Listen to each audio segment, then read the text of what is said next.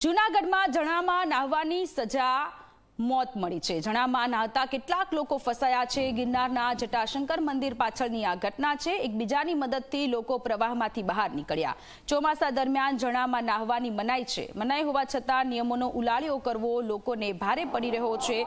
જૂનાગઢના આ દ્રશ્ય છે। નદીમાં નાહવા માટે કેટલાક લોકો ગયા હતા। આ સજા તેમને ક્યારેક મોતને ઘાટ પણ ઉતારી શકે છે, કારણ કે આ પહેલા ઘણી બધી વખત આ પ્રકારની ઘટનાઓ સામે આવી ચૂકી છે। પ્રશાસન દ્વારા સ્પષ્ટ શબ્દોમાં કહેવામાં આવી રહ્યું છે કે નદી કાંઠે ન જાય, ઝરણાઓ હોય ત્યાં ન જાય, કારણ કે ગમે ત્યારે પાણીનો પ્રવાહ વધી શકે છે।